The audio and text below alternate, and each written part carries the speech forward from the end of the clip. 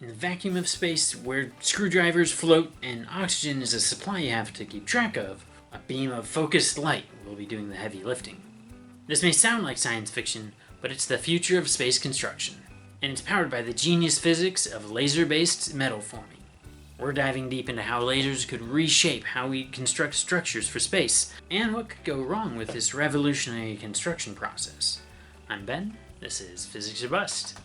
Every launch into orbit costs millions of dollars, so sending fully assembled structures into space is actually wildly inefficient, because there's so much volume not being utilized and instead is empty space. What if instead we launched flat, lightweight sheets of metal that we then shaped once it got up there?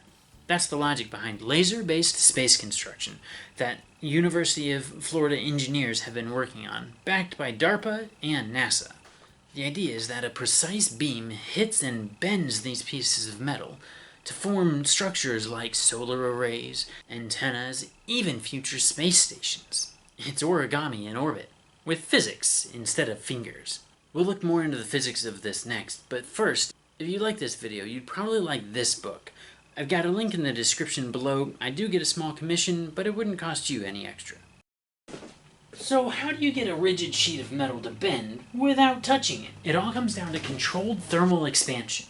When a high-intensity laser heats a narrow zone of the metal, atoms in that region vibrate rapidly, expanding the material locally. But the cooler areas around it resist expanding, creating mechanical stress. That stress then finds a release. The metal bends. It's called thermal stress-induced bending, and it's the key to laser forming. But you can't just point a laser at any chunk of aluminum and expect it to bend. Before the laser even fires, the metal must be engineered for deformability. That includes material selection. Metals like aluminum and titanium alloys are chosen for specific thermal conductivities. Thickness tuning. Too thin and it warps. Too thick and it resists bending. Surface pretreatment. Grooves and coatings can help control how the heat spreads, enabling extremely predictable shapes. And in some cases, the metal is microstructured, essentially meaning it's trained to deform along specific stress lines when heated. The physics doesn't stop with it bends. Depending on where and how the heat is applied, you can control things like angle of deflection, bending radius, the entire 3D geometry of the metal. This is precision bending at the micron level. No hinges, no actuators, just light and thermodynamics doing their thing. The research being done at University of Florida has two main aspects. Reliability of getting the exact same bend under the extreme conditions that occur in space, and making sure that the properties of the metal at the location of the bend are still strong and tough and with the right flexibility. You wouldn't want a space station where every laser-based bend in the metal was a weak point that couldn't handle the stress and strain of being part of a space station.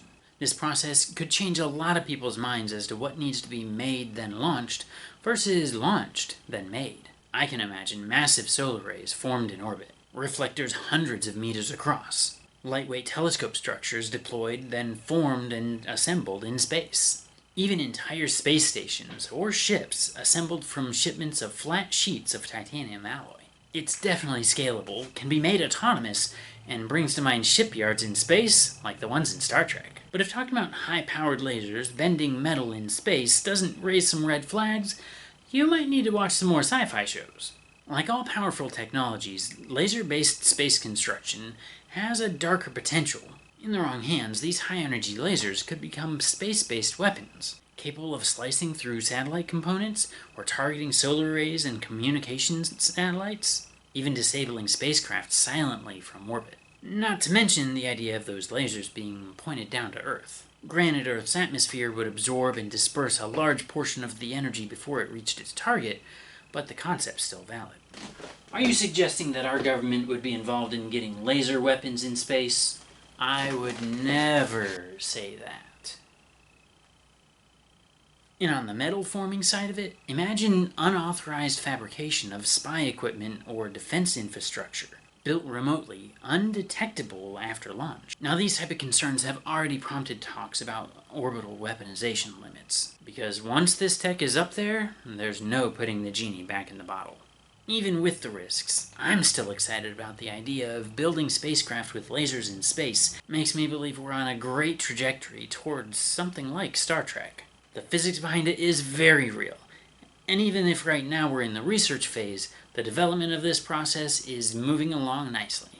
Thermal expansion, engineered alloys, and precision control will be turning flat sheets of metal into the architecture of tomorrow's space frontier. And with every beam of light, we inch closer to the future where spacecraft and space stations are built in orbit, one fold at a time. For more science and technology news and updates, remember to like and subscribe, and remember, keep asking questions. I'll see you on the next video.